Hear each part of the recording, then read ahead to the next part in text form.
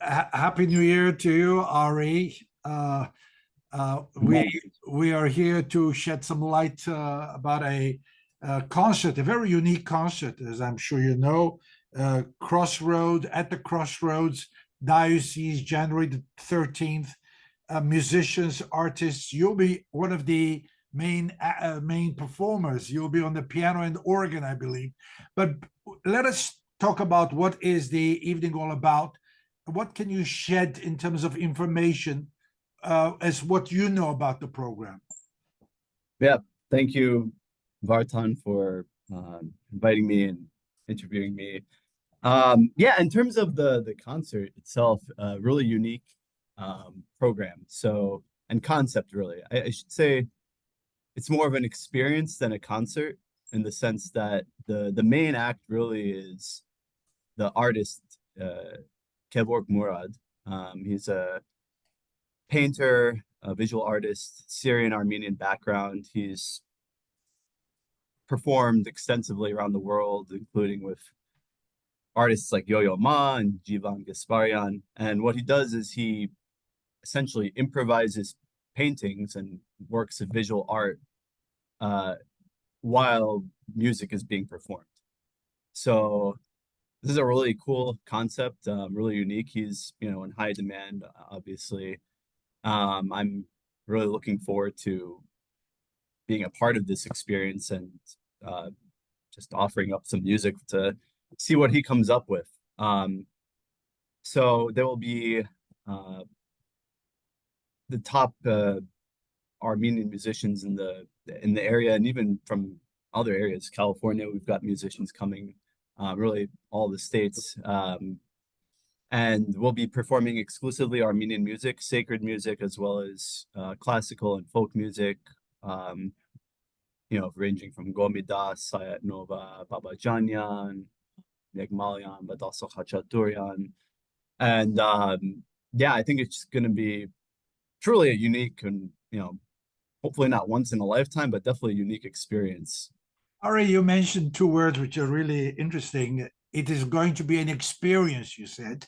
And the other thing you mentioned is the top musicians. We'll be enjoying the top musicians, and you're not exaggerating. I know each and every one of these institutions, and you're one of them. And we are so proud of and they're all young, all vibrant, all energetic, giving us a new page in the history of the church. Overall, you must have heard of the 125th anniversary celebration of the diocese.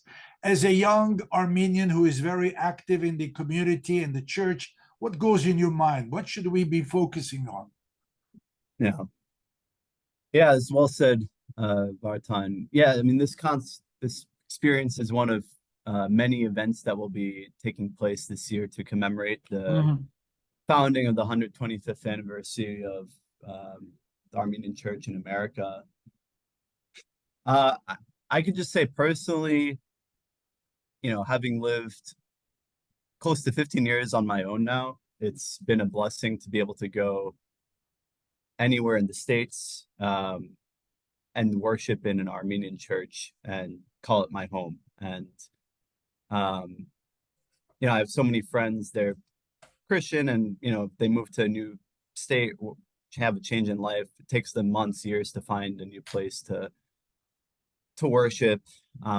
But as it's been a huge blessing to if I'm in Cleveland and Indiana and Texas, I'm visiting friends, whatever the case may be, California, I'm traveling, Florida. I always have a place I can call home. And beyond, if you look at the history of the Armenians, the one institution that's kept us together, really, in my opinion, is the church. Be it all the different people that have tried to wipe us off the face of the earth, the changes of government, the lack of a nation, various forms of nation state we've had over centuries. The one unifying, consistent source of our identity and our people has been the church. And, um, it's extremely important that we celebrate that, remember that. And yeah, I mean, for myself, being a Christian Armenian that's my identity. So I wouldn't have that without the Armenian church here in America. You can just only imagine how many people say, wherever we go into an Armenian church, whether it's in Italy, whether it's Brazil, whether it's Cleveland, wherever we are, we really feel at home. We feel part of that music, of that history, of that architecture, whatever it is. And it's such a beautiful thing to stress. And coming from a younger generation, let me just tell you, Ari, as I've been following these celebrations, or the beginning, this first celebration, there's so much excitement, so much exchange of information on the internet, on the website, Facebook or Instagram. And unlike the good old days where we did not have these means of communication, this is the young generation that's coming up. And it's also, like, it seems to me like a new page in the history of the diocese. After 125 years, we all know, looking back, the many giants who served the church, who secured the position of the church, names like Kavukjian, patriarchs, bishops, and we are in turn doing our share. How do you see the young generation taking over the responsibilities? You are very close to the church. You serve the church as a deacon. You are a choir master. You do your share in the church, so you know the church. Do you see kind of the involvement, or what would you like to see? What is your message to the younger generation? Yeah, those are a lot of big easy. figures, pillars that you've referenced there, Barton. Yeah, I mean, candidly, I can only speak, for myself and, what I've observed. Living in a Western society, I think there's certainly a lot of pressure and distraction from the world to, achieve wealth and status and power. I think, yeah. And, even in Armenian families, a lot of the mindset is still be as successful as you can in your field, in your field of work, which is great, which is can about the sacrifice. Like, I do serve the church, but I could do a lot more. I could, quit my day job and devote my full-time life to the church, for example. But I think, in terms of practical application, it's always every, long journey starts with one step. And I think, we lament all the churches we've lost in Artsakh and the cultural, erasure that's going to happen. But the reality is, like, our churches are empty on Sundays. So why are we so concerned about, we should be concerned about the churches in Artsakh, but if our own churches are empty on Sundays, what difference does it make? So, yeah, I mean, my call would be for folks, everybody, to take advantage of the blessing that is the Armenian church, and look after their spiritual health and ultimately focus on the eternal life that is to come. That's the most important. And yeah, we have this resource, like, devote an hour or two of your life every week to God and to others. I think that's the most important. I definitely agree. Everything you're saying, I keep saying I agree. But the pressure that we are facing and the distractions we're facing in this modern age is really something we have to fight against. Let me ask you, how do you rehearse? Do you know, is it online? Is it on Zoom? Tell me something. How do you prepare for this program, and what are you going to present to us? Yeah. Well, I have the great blessing when I was invited to be part of this concert, and I saw the list of performers. I was pleasantly surprised, as I know quite a few of them and have performed with them in the past. I know Manatsakanyan Dudukist for many years. I know all the extremely talented and lovely singers of Saint Vartan, Hasmig Mekanejan, Hasmig Asatrian, Anush Barclay, and Anahit Zakarian. And I'm looking forward to performing with them again, and I see them regularly through the course of the year. So that's not a problem. We will be assembling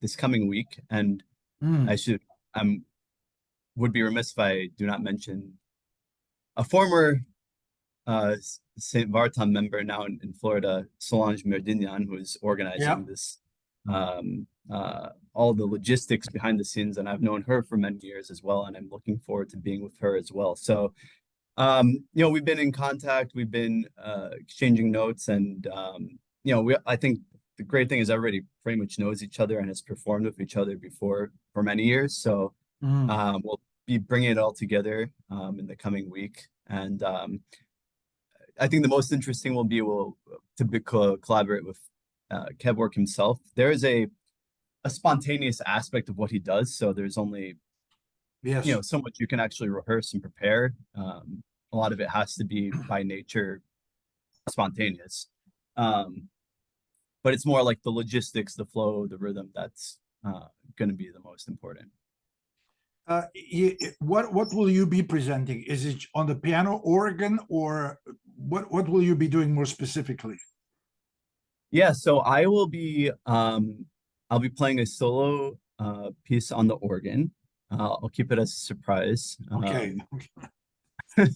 Um, and then I'll be accompanying instrumentalists, vocalists, and the vocal ensemble Okay. on piano. And then I'll be joined by talented local musician Haigar Senyan. He'll also be performing Absolutely. solo on piano and accompanying instrumentalists as well.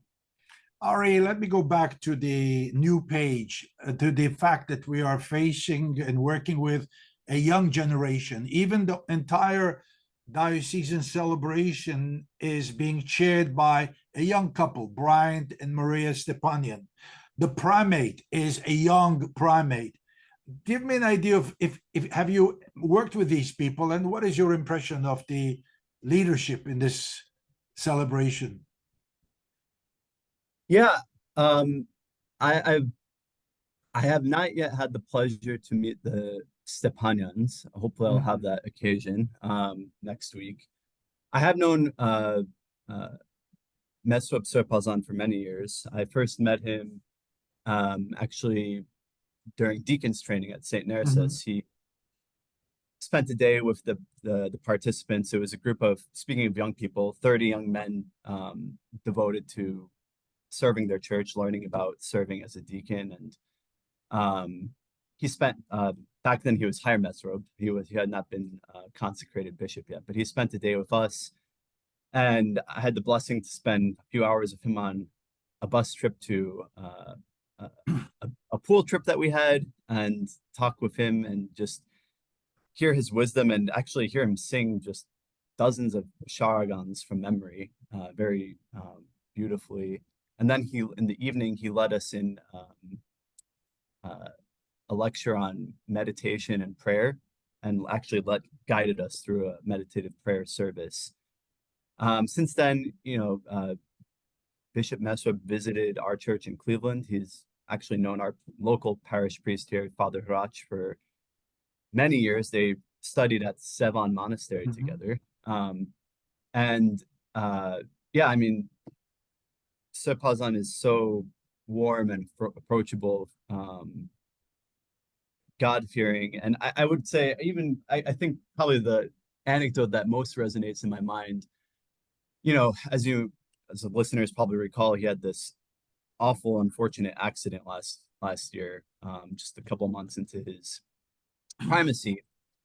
But he had extended an invitation to me. He said, if you're ever in New York, let me know. And I he found out I was in New York. He said, hey, you should come visit me at the diocese. And he was still recovering, still hardly walking around with a cane.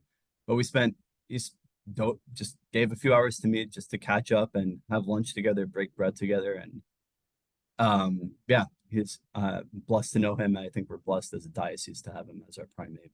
I'd like to second what you just said, because for many decades with previous primates, we have had this aloofness that's distancing themselves from the community to a point, whereas Bishop Mesrob is more, hey baby, let's get together, let's have coffee. You know, he is a fisher of men. He knows how to fish the men, how to fish the young.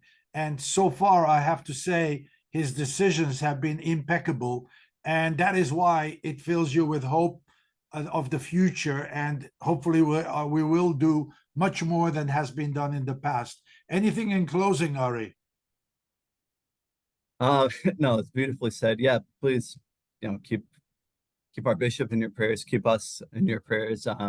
Let everybody know that you can about the concert. It's really truly going to be a once in a lifetime experience, I think. And I hope to see everybody next Saturday. I definitely will be there. And as you said, I hope the committee will respond. I have a feeling it'll be a full house, and it is a special experience we will be going through next January the 13th coming up. And I thank you, Ari. Good luck to you. You're doing Thank much you, more Barton. playing the piano and organ. You're accompanying so many artists. I don't know how you can do it, but God bless you. Thank you so much. All right. Be good. Take care now. Bye-bye.